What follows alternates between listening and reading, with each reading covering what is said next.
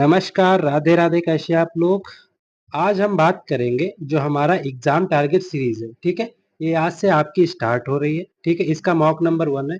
इसमें हम लोग क्या करेंगे इस सीरीज में, जो आप एग्रीकल्चर का जो पोर्शन है, ठीक है, उनके क्वेश्चनों को हम लोग इसमें देखेंगे, ठीक है? जो भी आने की संभावना है, जो भी पिछले एग्जाम में आ चुके हैं, ठीक है, और जो इम्पोर्टेंट क्वेश्चन है उन सबको इस सीरीज में हम लोग लगातार सॉल्व करते हुए चलेंगे और ये सीरीज लगातार आपकी चलती रहेगी जब तक आपका एजीटीए का एग्जाम नहीं हो जाता है, ठीक है? तो इसके पॉइंट ऑफ व्यू से बहुत इंपॉर्टेंट है, इसको जरूर अटेंड करिए सभी लोग। चलिए बात करते हैं। अगर इसकी पीडीएफ चाहिए, पीडीएफ हम अपने टेलीग्राम चैनल पर डाल देंगे, ठीक है, जिसका लिंक हम इस वीडियो के नीचे दे देंगे। चलिए चलते हैं पहले क्वेश्चन पे। पहला क्वेश्चन है हमारा, वह उपकरण जिसका उपयोग कृषि औजारों को ड्राफ्ट के मापने के लिए किया जाता है, ठीक है? मतलब जो कृषि औजार होते हैं, जो एग्रीकल्चर इम्प्लीमेंट्स होते हैं या इक्विपमेंट्स होते हैं, उनके ड्राफ्ट को मापने के लिए किया जाता है। ड्राफ्ट होता क्या है? पहले हम लोग जानते हैं ड्राफ्ट होता क्या है। ड्राफ्ट होता है एक फोर्स या बल, बल कह सकते हैं या इसे खिंचाव कह सकते हैं, ठीक है? मतलब जब हम एग्रीकल्चर या कृषि करते हैं तो उसमें हम लोग क्या यूज करते हैं?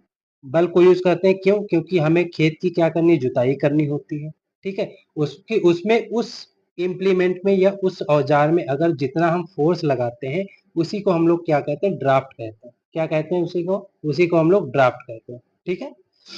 अब इसमें ये कहा जा रहा है कि ड्राफ्ट को मापने के लिए किस चीज का हम लोग उपयोग करते हैं? बैरोमीटर का उपयोग करते हैं, हाइड्रोमीटर का उपयोग करते हैं, डायनमोमीटर का उपयोग करते हैं या गैल्वेनोमीटर का उपयोग करते हैं? तो इसका राइट आंसर क्या होगा? इसका राइट आंसर होगा डायनमोमीटर, ठीक है?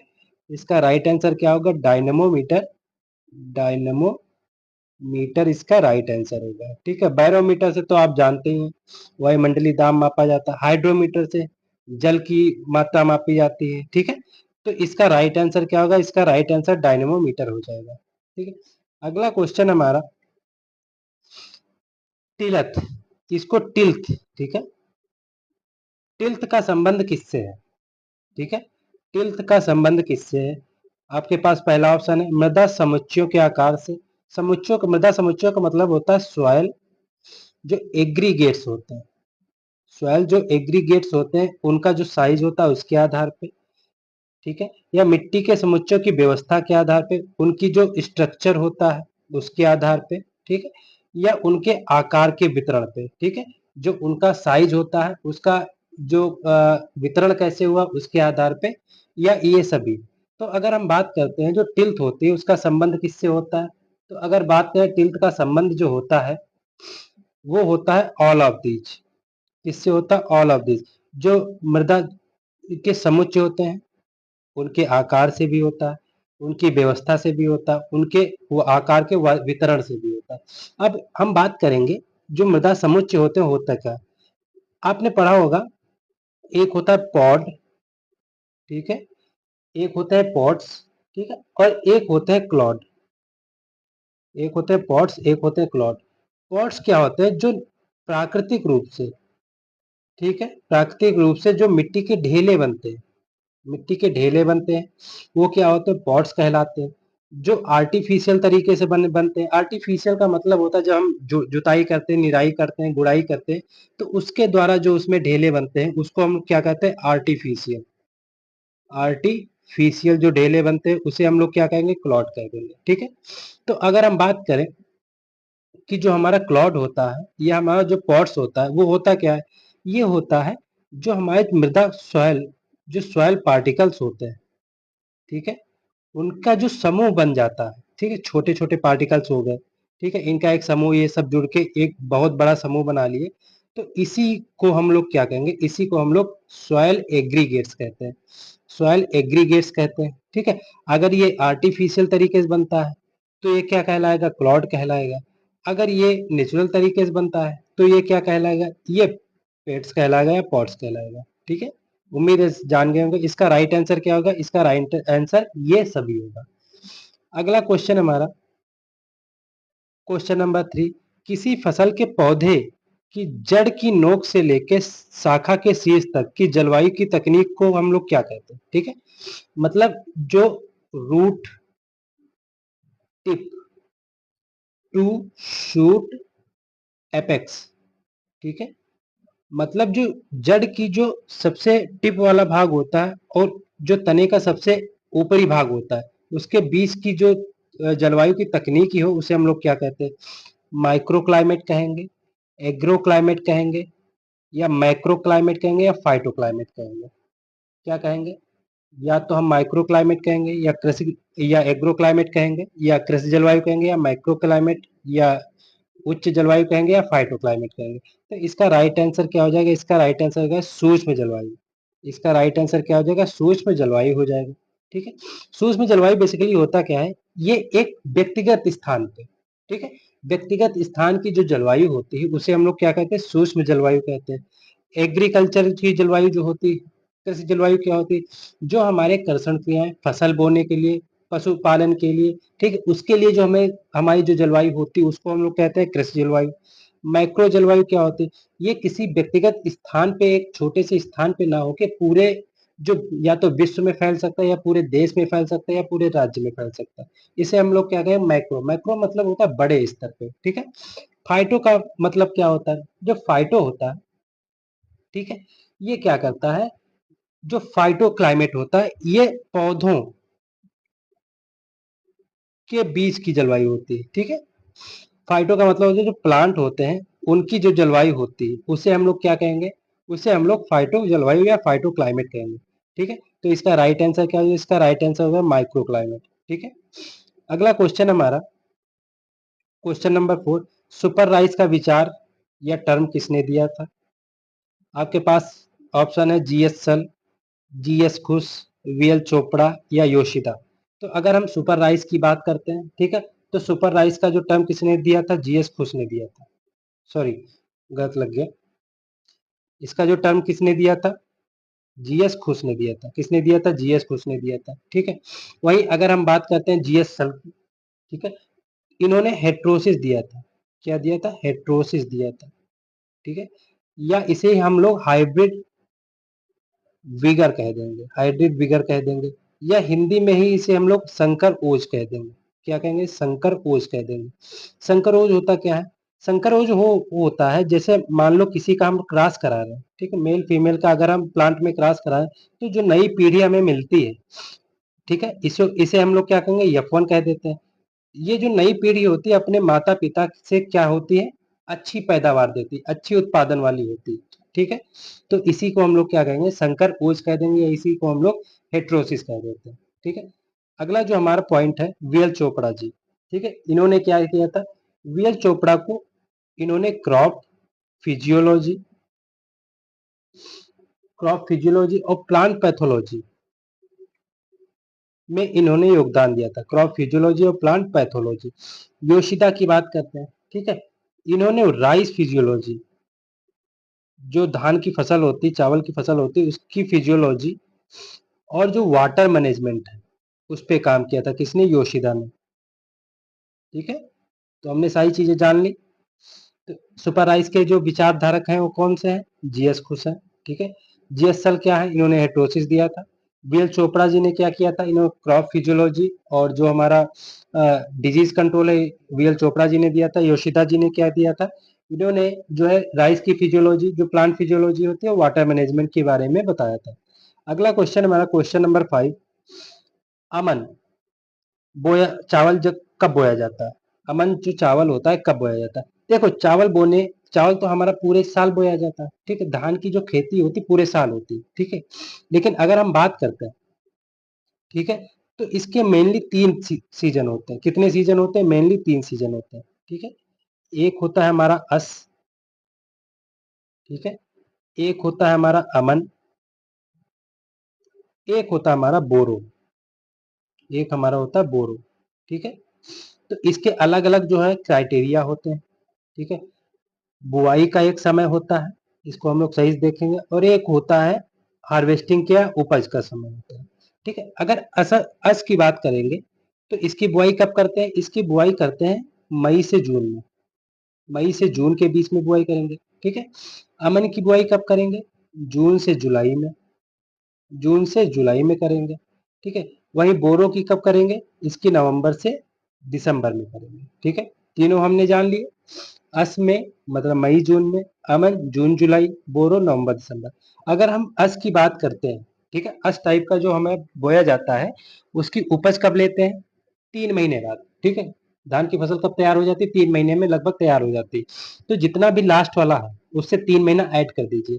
जैसे मई है, मई जून है, तो जून से 3 महीना ऐड, जुलाई अगस्त सितंबर, ठीक है। यानी कि सितंबर से अक्टूबर में क्या उपज दे देगा, ठीक है। जुलाई से क्या हम 3 महीना जोड़ेंगे? अगस्त सितंबर अक्टूबर, यानी नवंबर से दिसंबर में ये क्या हो जाएगा? उपज दे देगा, ठीक है। दिसंबर से 3 महीने जोड़ेंगे, जनवरी फरवरी मार्च, यानी मार्च से अप्रैल में क्या कर देगा?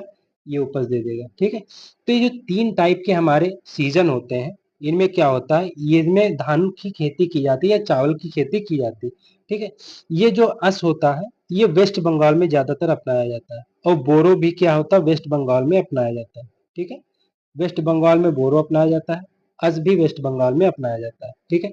तो अब अगर हम क्वेश्चन पे आते हैं, तो अमन का जो चावल का बोया जाता है, अमन चावल कब बोया जाता है? जून से जुलाई में। इसका राइट आंसर क्या हो जाएगा? जून से जुलाई में, ठीक है। जून से जुलाई में बोया जाता है, ठीक है। अगला क्वेश्चन हमारा, क्वेश्चन नंबर 6, गेहूं की शीर्ष जड़ कहाँ पाई जाती है? गेहूं की जो है शीर्ष जड़ कहाँ पाई जाती है? इसको हम लोग बोलते हैं क्राउन। क्राउन रूट जो है गेहूं की कहाँ पाई जाती है? क्राउन कहाँ लगता है? सर पे लगता है ना। तो गेहूं की जो शीर्ष मतलब जो सबसे ऊपरी जड़ होती है वो कहाँ पाई जाती है? मिट्टी की सतह के ऊपर पाई जाती है, मिट्टी की सतह के नीचे लेकिन बीज के ऊपर पाई जाती है, तने के मध्य में पाई जाती है, या इनमें से कोई नहीं। तो अगर हम राइट आंसर की बात करें, ठीक है, तो इसका राइट आंसर क्या हो जाएगा? मिट्टी की सतह के नीचे लेकिन बीज के ऊपर पाई जाती है, ठीक है। मतलब मिट्टी की जो सतह होगी उसके नीचे होगी लेकिन बीज के ऊपर पाई जाती है। इसे हम लोग क्या क्या कहेंगे? क्राउन रूट कहेंगे। क्या कह देते हैं? क्राउन रूट कह देते हैं, ठीक है।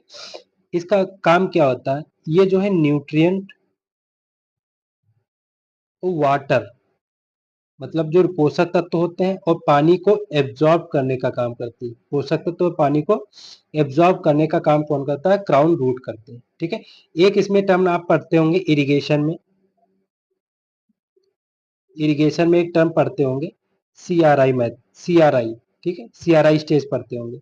इसका फुल फॉर्म होता है crown root initiation. Crown root initiation, ठीक है। जो क्रांतिक अवस्था होती है सिंचाई करने की, किसमें? गेहूं में, वो कौन सी होती है? CRI स्टेज होती है। क्रांतिक अवस्था क्या होती है? उस अवस्था पे सिंचाई करनी ही करनी है, बाकी तुम करो चाहे ना करो। अगर उस अवस्था पे सिंचाई नहीं किए जिसपे उसे सख्त जरूरत है, तो वो हमारा पौधा क्या होगा? मर जाएगा, ठीक है। तो इसी को हम लोग कहते हैं क्रांतिक अवस्था या क्राउन रूट इनिशिएशन। ये कब करते हैं? 20 से 25 दिन बाद, डे आफ्टर सोइंग, क्या करते हैं? पहली सिंचाई करते हैं। इसी को हम लोग बोलते हैं क्राउन रूट इनिशिएशन, ठीक है। अगला क्वेश्चन है क्वेश्चन नंबर 7, विश्व की सबसे महत्वपूर्ण अनाज फसल कौन सी है? गेहूं होगा, गेहूं होगा, मक्का होगा, चावल होगा या जौ होगा, ठीक है। तो गेहूं सबसे जो है विश्व की सबसे लोकप्रिय अनाज वाली फसल है, ठीक है।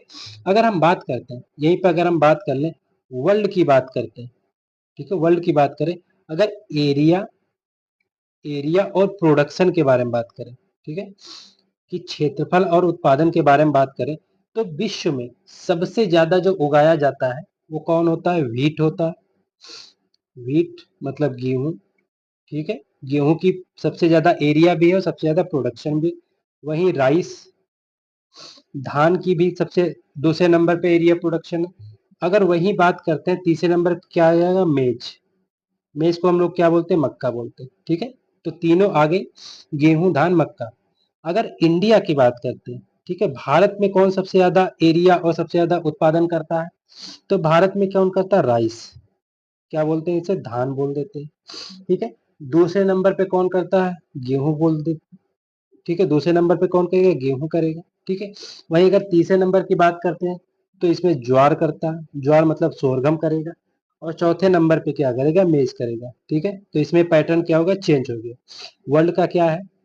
WRM, WRM ऐसे याद कर सकते हैं, व्हीट राइस मेज। और इंडिया की बात करते हैं तो RWSM, RWSM, ठीक है। ऐसे याद कर सकते हैं। तो सबसे ज्यादा जो उगाई जाने वाली फसल कौन सी है, लोकप्रिय फसल कौन सी, गेहूं। अगला क्वेश्चन हमारा क्वेश्चन नंबर 8, बाजरे की रोपाई के लिए आदर्श समय क्या है। ठीक है, अगर हमें बाजरे की ट्रांसप्लांटिंग करनी है, ठीक है, तो उसके लिए सबसे अच्छा समय क्या रहता है, 15 DAS। DAS का मतलब होता है डेज आफ्टर सोइंग। ठीक है, DAS का फुल फॉर्म क्या होता है, डेज आफ्टर सोइंग, मतलब बुआई के कितने दिन बाद, बुआई के 15 दिन बाद, बुआई के 20 दिन बाद, बुआई के 25 दिन बाद, बुआई के 30 दिन बाद। ठीक है, मान लो हम लोग धान लगाते हैं ना, तो सबसे पहले हम क्या उसकी नर्सरी तैयार करते हैं। इसी तरीके से बाजरे बाजरे में भी क्या होता है, इसकी नर्सरी तैयार की जाती है। ठीक है, तो वही पूछा जा रहा है कि कितने दिन बाद हम रोपाई ट्रांसप्लांटिंग जो है पौधरोपण कर सकते हैं। तो इसका राइट आंसर क्या हो जाएगा, इसका राइट आंसर हो जाएगा 20 DAS। 20 दिनों बाद हम क्या करते हैं, बाजरे की रोपाई करना स्टार्ट कर देते हैं। ठीक है, इसका साइंटिफिक नेम जो होता है बाजरे का होता है पेनीसेटम, पेनीसेटम ग्लैकम, पेनीसेटम ग्लैकम होता है। ठीक है, वहीं अगर सीड रेट की बात करते हैं, इसके बाजरे की जो सीड रेट होती है, अगर ट्रांसप्लांटिंग वाला बाजरा तो 2 किलोग्राम प्रति हेक्टेयर, कितना, 2 किलोग्राम प्रति हेक्टेयर। नॉर्मल अगर है तो 4 से 5 किलोग्राम प्रति हेक्टेयर, इसकी 1 हेक्टेयर में बीज दर रखते हैं। ठीक है, वहीं अगर बात करते हैं इसमें ग्रोथ सूत्र कितने होते हैं, 2n = 14 होते हैं। ठीक है, प्रोटीन कितनी होती है, प्रोटीन की मात्रा इसमें 11.5% पाई जाती है, कितने, 11.5% पाई जाएगी। कार्बोहाइड्रेट कितना पाया जाएगा, कार्बोहाइड्रेट इसमें क्या कितना पाया जाएगा, 67%, 67% कार्बोहाइड्रेट पाया जाता है।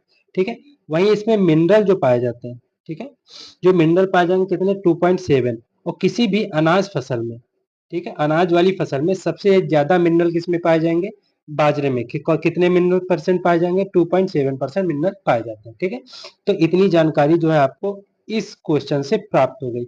इसी तरीके से आपके क्वेश्चन चलते रहेंगे और आपको अच्छे से अच्छी जानकारी मिलती रहेगी। अगला बात करते हैं क्वेश्चन नंबर 9, ज्वार में कौन सा एल्कलॉइड मौजूद रहता है, HCN, धूरिन, ओरिजेनिन, इनमें से कोई नहीं। तो अगर राइट आंसर की बात करें तो राइट आंसर क्या हो जाएगा, धूरिन। राइट आंसर क्या हो जाएगा, धूरिन। धूरिन क्या होता है, सबसे पहले हम बात करते हैं, इसमें एक केमिकल होता है साइनोजेनिक ग्लाइकोलाइड। कौन सा केमिकल होता है, साइनोजेनिक ग्लाइकोलाइड। ज्वार में कौन सा केमिकल होता है, साइनोजेनिक ग्लाइकोलाइड। ठीक है, उसके बाद जब इसकी जो पत्तियां वगैरह टूटती हैं, ठीक है, तो पत्तियों के टूटने से क्या होता है, एंजाइम जो होते हैं वो एक्टिव हो जाते हैं। एंजाइम जो होते हैं क्या होते हैं, एक्टिव हो जाते हैं। जब एंजाइम एक्टिव हो जाएंगे, ठीक है, तो जो ग्लाइकोसाइड है ये क्या निर्माण करेगा, HCN, हाइड्रोसाइनाइड का निर्माण करेगा। ठीक है, HCN जो होता है यही जो है खतरनाक होता है। ठीक है, HCN जो होता है यही जो है खतरनाक होता है। तो इसमें सबसे पहले क्या था, धूरिन था। तो क्योंकि HCN और धूरिन सेम है, लेकिन अगर हम बात करते हैं इसमें मौजूद कौन होता है, तो कौन होता है, धूरिन होता है। HCN तो बाद में बनता है, जब पत्ती वगैरह टूट जाती है उसके बाद एंजाइम एक्टिव हो जाते हैं, उसके बाद क्या बनता है, HCN बनता है। लेकिन पहले से कौन मौजूद रहता है, धूरिन इसमें मौजूद रहता है, जिसको हम लोग क्या कहते हैं, साइनोजेनिक ग्लाइकोसाइड कहते हैं। ठीक है, ये जो होता है ये सबसे छोटी अवस्था में होता है। ठीक है, जब प्लांट जो होता है सबसे छोटा होता है, छोटी अवस्था में होता है। ठीक है, कब होता है, छोटी अवस्था में। अगर हम मात्रा की बात करें तो 0.5 ग्राम अगर कोई भी जानवर इसकी मात्रा खा लेता है तो क्या होता है, तो उसकी मृत्यु हो जाती है या वो डेड हो जाता है। ठीक है, तो इसका राइट आंसर क्या हो जाएगा, इसका राइट आंसर धूरिन हो जाएगा। अगला क्वेश्चन है, सोयाबीन के बीज में क्या होता है, 20% तेल, 20% प्रोटीन, 40% तेल, 40% प्रोटीन, 40% तेल, 20% प्रोटीन, या 20% तेल, 40% प्रोटीन। ठीक है, तो इसका राइट आंसर क्या हो जाएगा, राइट आंसर डी हो जाएगा, 20% तेल और 40% प्रोटीन। ठीक है, लगभग इसमें 40 से 42% प्रोटीन पाई जाती है सोयाबीन के बीज में। ठीक है, कितनी, 40 से 42% प्रोटीन पाई जाती है सोयाबीन के बीज में। ठीक है, अगर सीड रेट की बात करते हैं सोयाबीन का, कितना होता है, 70 से 80 किलोग्राम 1 हेक्टेयर में हम लोग क्या होते हैं बीज डालते हैं, कितना 70 से 80 किलोग्राम बीज डालते हैं। ठीक है, इसका जो साइंटिफिक नेम होता है ग्लाइसिन मैक्स होता है। क्या होता है? ग्लाइसिन मैक्स होता है। किसका? सोयाबीन का। इसका ओरिजिन का क्या माना जाता है? चाइना इसका ओरिजिन माना जाता है। ठीक है, तो इसमें जो सोयाबीन में तेल कितना 20%, प्रोटीन 40%, 40 से 42%। अगला क्वेश्चन है क्वेश्चन नंबर 11। यूरिया के हाइड्रोलिसिस के लिए जिम्मेदार एंजाइम कौन सा होता है? ठीक है, जब यूरिया का हाइड्रोलिसिस होता है, पानी के साथ यूरिया मिलती है तो टूट जाती है, तो इसके लिए कौन सा एंजाइम जिम्मेदार होता है? एमाइलेज, नाइट्रोजिनेज, नाइट्रेज या यूरिया? एमाइलेज, नाइट्रोजिनेज, नाइट्रेज या यूरिएज? तो इसके लिए कौन सा एंजाइम जिम्मेदार रहता है? यूरिएज इसके लिए एंजाइम रहता है। ठीक है, जो कि यूरिया का हाइड्रोलिसिस करता है। ठीक है, अगर हम बात करते हैं एमाइलेज की, एमाइलेज जो होता है ये क्या करता है? स्टार्च को किसमें? कार्बोहाइड्रेट या शुगर में क्या करता है? कन्वर्ट करता है, जिससे कि हमें क्या मिलता है? एनर्जी प्राप्त होती है, जिससे कि हमें या प्लांटों को क्या होती है? एनर्जी प्राप्त होती है।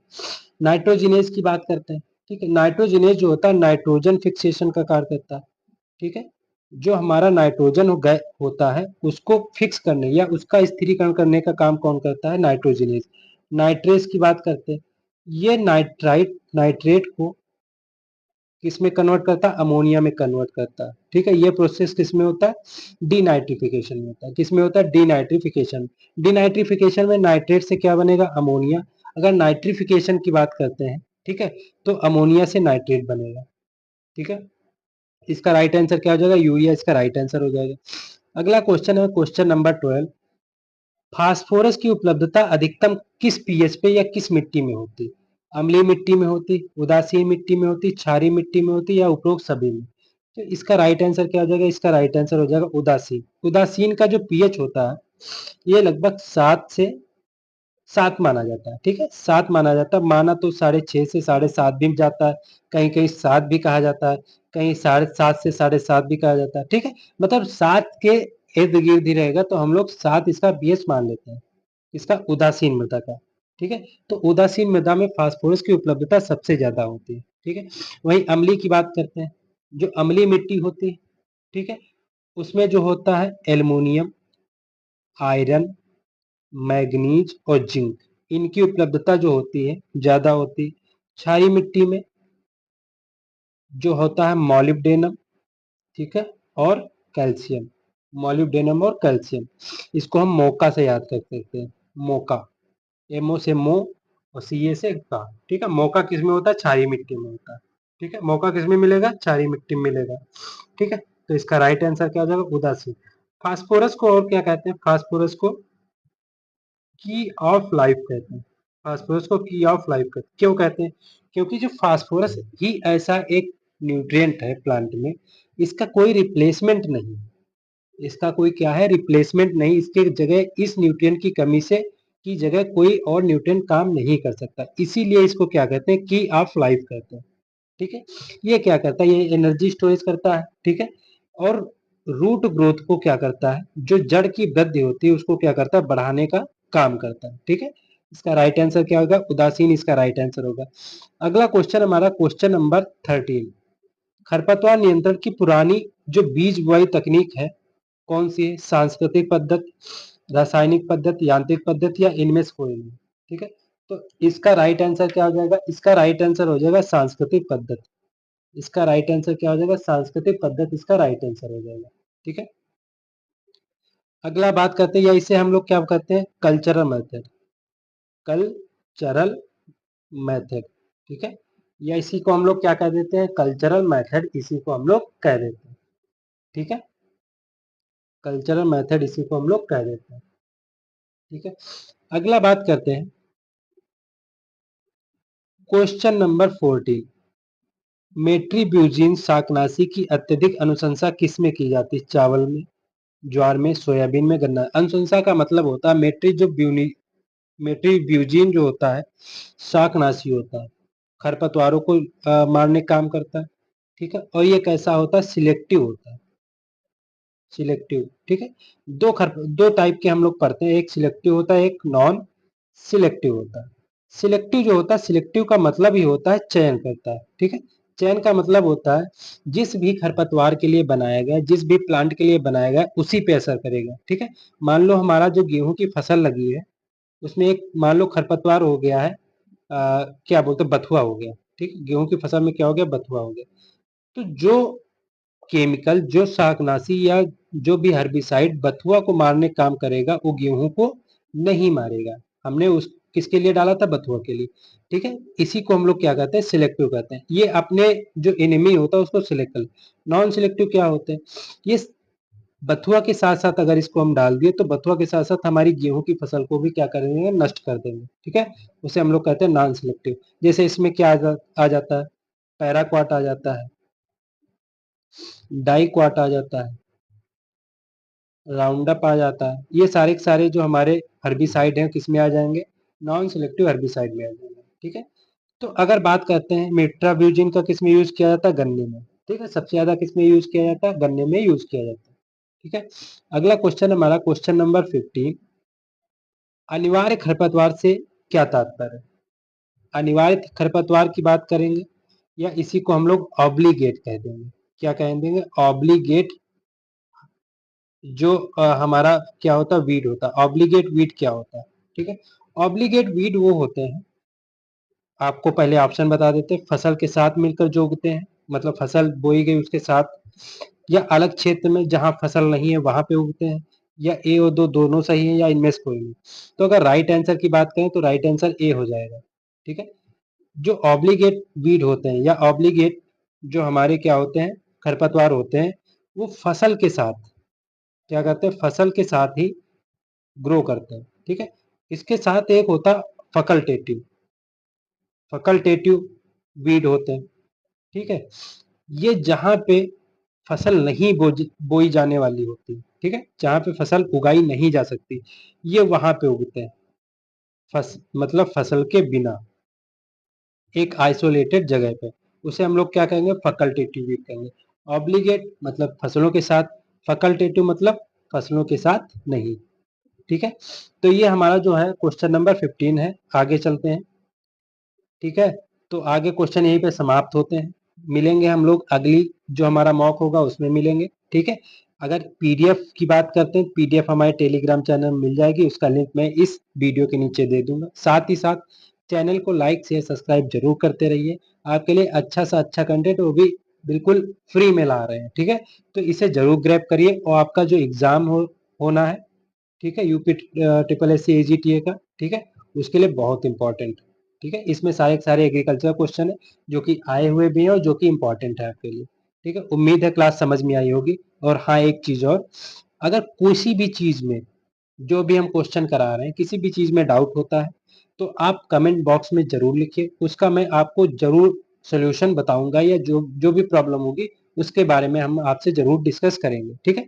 मेरा व्हाट्सएप ग्रुप है, उसमें आप डिस्कस कर सकते हैं, ठीक है। साथ ही साथ जो टेलीग्राम चैनल है दोनों में आप पीडीएफ भी पा सकते हैं और किसी भी समस्या को लेके उसमें डिस्कस कर सकते हैं, ठीक है। ठीक है, तो हम लोग मिलते हैं अगली क्लास में नए वीडियो के साथ, नए मॉक के साथ, नए क्वेश्चन के साथ। तब तक के लिए धन्यवाद।